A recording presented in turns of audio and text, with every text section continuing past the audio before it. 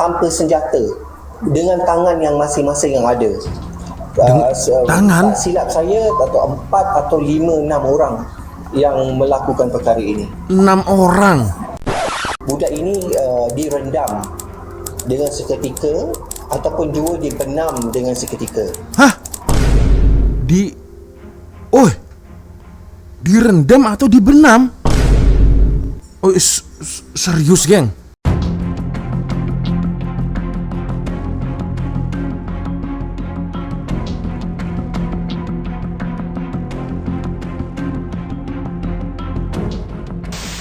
Hey, what's up, Re? Assalamualaikum warahmatullahi wabarakatuh. Hai Re, jumpa lagi ada saya di sini, Wak Lonjong. Salam Lonjong. Hiya. Apa kabar kawan-kawan? Semoga semua dalam kondisi yang sehat, Re, ya. Amin ya robbal alamin. Oke, geng, masih kita membicarakan case update dari Dek Zara Khairina, geng, ya. Dan ada beberapa request, geng, ya, dari DM Instagram. Ada Azahra Aina, geng, ya. Lalu ada juga Iva Gani, geng, ya. Dia kirimkan link yang sama, ya. Assalamualaikum, Cak. Waalaikumsalam, ya. Ada live cut Titi berkaitan arwah adik Zara Khairina. Boleh di-react tak? Terima kasih, Wak.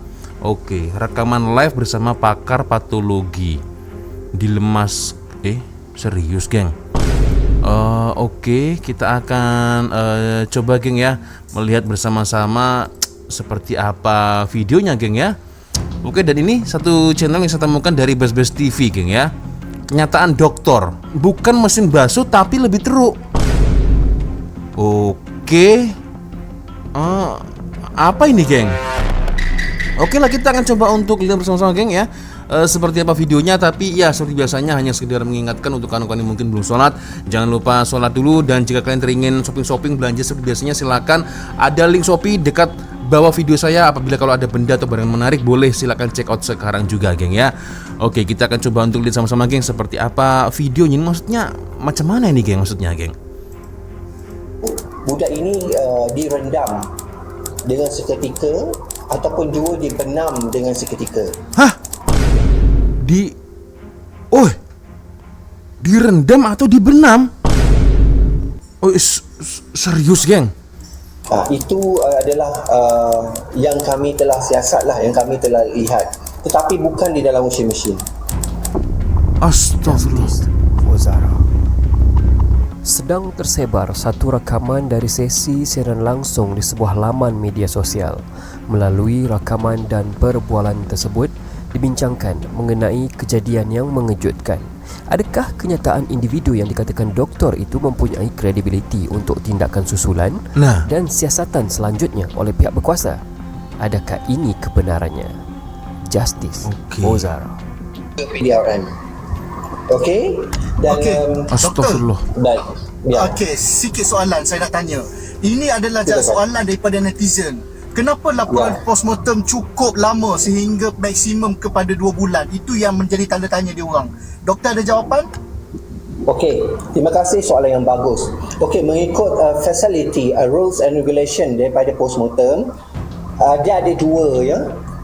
Daripada pertama, postmortem tidak dilakukan, terus dikuburkan. Okey, daripada situ evidence yang berada di pada pihak si mati sangat banyak. 100% level. Bila dia dah meninggal, digalikan kembali, kita buat postmortem, dia menjadi jangkauan yang lama. Sebab apa?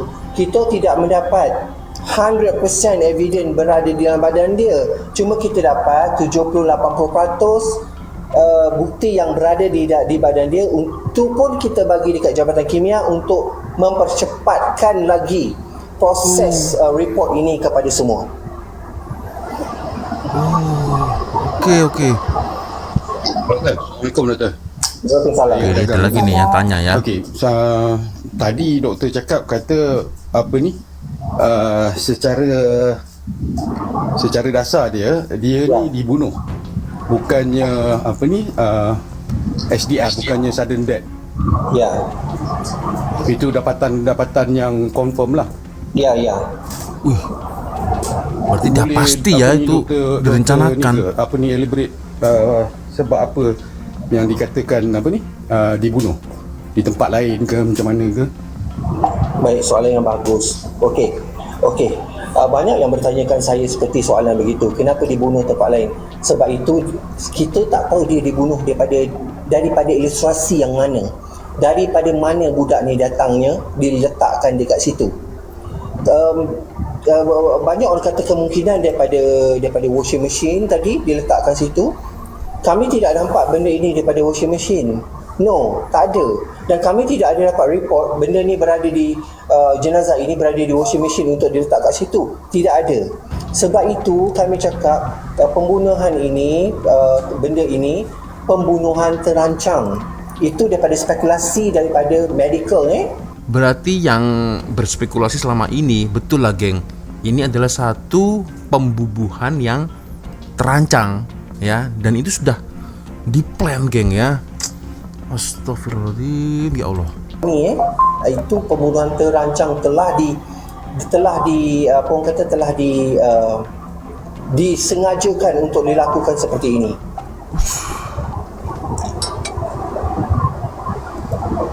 Sebentar geng, soalan saya berarti YM siapa ini? Datuk Profesor Dr. Tunku Iskandar ya. Ini berarti beliau ini salah satu dokter yang melakukan bedah siasat forensik adik Zara geng. Betul tak? Maybe beliau ini adalah salah satunya geng ya, salah satu dokter yang melakukan visum otopsi ya kepada tubuh dari adik Zara geng ya.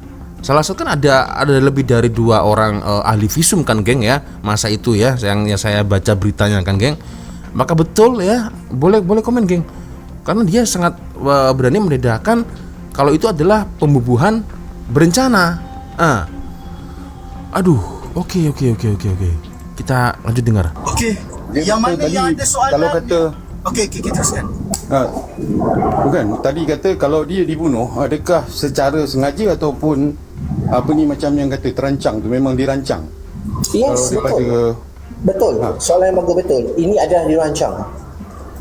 Dia adalah dirancang dan dia memang disengajakan untuk dibunuhkan. Sebab apa saya cakap begitu? Sebab di dalam body dia, di luar body dia,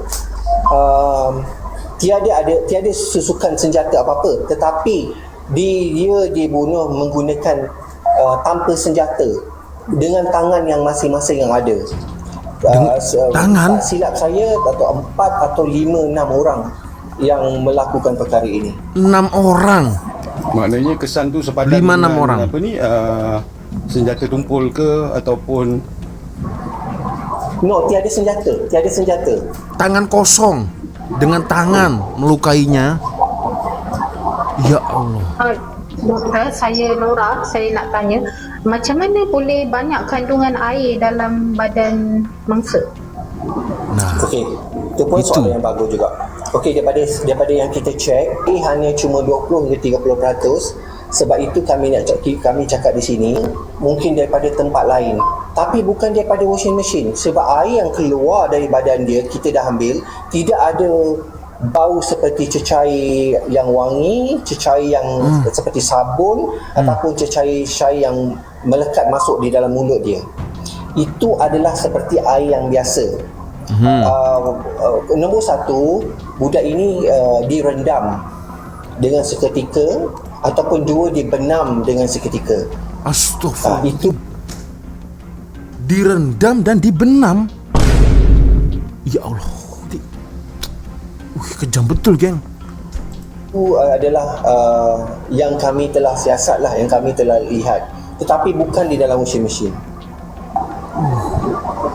Berarti isu-isu tentang mesin basuh, washing machine itu tak betul ya.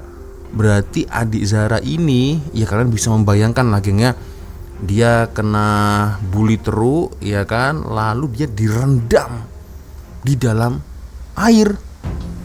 Astagfirullahaladzim, jahat betul. maknanya dia dilemaskan sampai tak bernyawa. Ya, betul. Sampai tak bernyawa geng. Okey, Baik. tapi Kejap, ketika Nora, ditemui kejap. Nora, kejap. Okey, yang dekat bawah, kalau ada soalan yang nak tanya profesor doktor kita, boleh request, boleh kata up, nanti saya akan naikkan, habis je soalan kita turunkan balik. Boleh? Okey, moderator tolong tengok yang mana yang ada soalan minta kata up, lepas habis tanya soalan kita turunkan balik. Sementara kita ada doktor kita dekat sini, sebab dia pun tak boleh lama kat sini, betul doktor? Ya betul. Sementara saya Sebentar geng, ini mungkin anggaplah aku orang yang bodoh geng ya. Sebenarnya kan pembicaraan seperti ini, pendedahan seperti ini kan sangat krusial geng ya. Maksudnya itu sangat rahasia. Apa boleh geng ya, seorang dokter dia mengklarifikasi penyebab kematian-kematian ya, apa-apa sebab dari adik Zara geng. Setahu saya kan hanya pihak dari kepolisian ya, atau dari pihak-pihak penguat kuasa lah geng ya, yang dibenarkan menjelaskan, mengklarifikasi case ini geng. Nah soalan saya, apakah live tanya jawab macam ini apa boleh geng ya? Nah ini karena aku bodoh ya, mungkin kawan-kawan yang di luar sana lebih paham, mungkin boleh komen lah di ruang komentar geng ya. Aku tak pasti lah geng ya. Nora teruskan. Tetapi saya tidak boleh menjawab benda spekulasi yang saya tak boleh jawab ya, sebab saya ada authorize saya. Okey doktor. Kesan-kesan DNA apa ni, pelaku-pelaku ke apa ke pada mungkin pada orang kata apa? Boleh didapati lagi ke setelah jenazah dimandikan, dikebumikan? Baik. Okey, untuk pengetahuan semua, bila jenazah dah naik, bila kita dah buat postmortem, jenazah tidak boleh dimandikan. Kita mengikut daripada falak yang diberi kepada kita daripada ustaz yang berada di situ. Sebab apa? Bila hari pertama tidak lakukan, hari kedua kan, sebab ini adalah pembunuhan tragedi. Bila kami mengikut daripada spekulasi yang kami diberitahu, kami tidak mandikan dan kami terus tanam balik semula. Daripada DNA yang kami dapat adalah tepat dan semua kita dah dapat DNA itu tadi. Ianya menjadi persoalan dan tanda tanya kepada orang ramai apabila pada 16 Julai yang lalu Zara Khairina ditemui dalam keadaan tidak sedarkan diri di dalam longkang perampiran bangunan asrama perempuan pingsan kan? 3 pada pukul 3 tak sadar pagi. Diri. Kejadian berlaku ketika kebanyakan pelajar lain masih berjaga. Tiada jeritan, tiada saksi dan tiada kamera CCTV disahkan di lokasi. Yang lebih Ini yang pelik geng. Tiada jeritan, tiada saksi, tiada CCTV.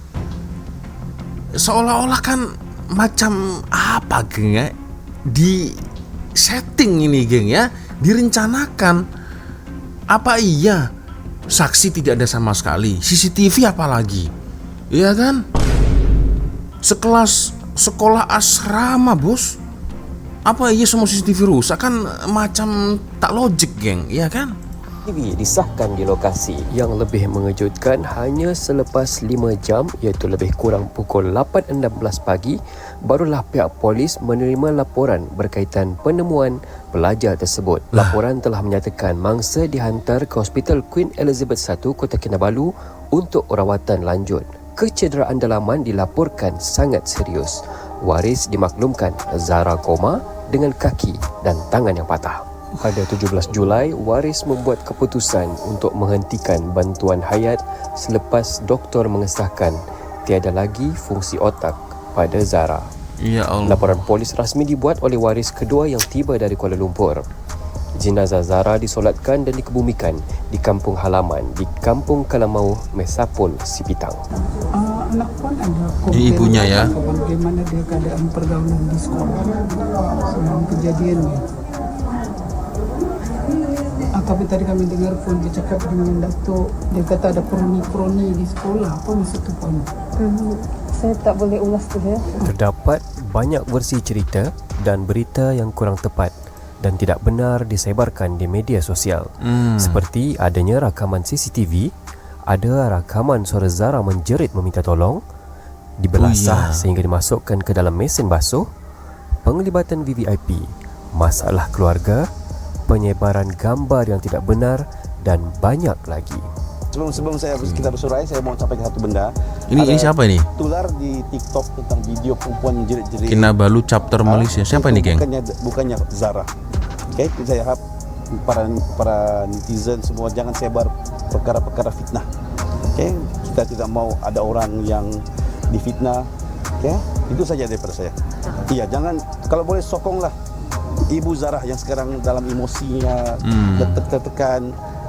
Harap difahami lah. Solidariti dan sokongan masyarakat kepada keluarga Zara semakin memuncak. Perarakan, perhimpunan, suara-suara dari pempengaruh atau influencer media sosial serta selebriti dan tokoh politik menyemarakkan lagi hashtag Justice for Zara. Setelah selesai bedah siasat, proses selanjutnya adalah menunggu laporan forensik hasil bedah siasat selesai serta tindakan selanjutnya di mahkamah. Ada unsur jenayah atau tidak, kami sudah buat laporan polis awal. Laporan polis tu kami ini kemarin kita tonton ya. Untuk membagi tahu sekarang masih dalam siasatan, sulit, tak boleh bagi tahu. Sebab itu kan postmortem, Anusan tak boleh bagi tahu. Kita tunggu nanti dia punya report dan juga di mahkamah. Report dia berapa masa tuan? Agak-agak bagi tahu tadi. Agak-agak daripada sudah paling cepat seminggu, 2 minggu, paling lambat mungkin boleh 2 bulan. Jangan kita perlahankan suara, laungan dan doa untuk memohon kebenaran dan keadilan yang sewajarnya untuk arwah Zara dan keluarganya. Justice for Zara. Ya, itulah dia geng ya. Video yang sudah kita lihat ya, kiriman dari kawan-kawan ya di Instagram. Nah, jadi menurut keterangan dari YM Datuk Profesor Doktor ini geng ya, ternyata adik Zara ini bukan dimasukkan dalam mesin basuh, itu hoax geng ya. Tapi yang lebih teruknya ini, dia direndam geng, sampai mungkin kehabisan nafas, tidak sadarkan diri. Astagfirullahaladzim. So ya geng, sepertinya cukup sudah untuk video kita kali ini. Thank you guys sudah nonton videonya dari awal sampai akhir, dan saya minta maaf ya apabila mungkin kalau ada kesalahan kata-kata baik dari awal video sampai akhir video. Biasanya kalau ada video menarik yang mungkin boleh kita ulas sama-sama, silakan kirim link videonya di DM Instagram. Dan akhirnya saya Wak Lonjong pamit dulu. Wassalamualaikum warahmatullahi wabarakatuh. I love you Malaysia, I love you Indonesia. Bye bye geng. Justice for adik Zara.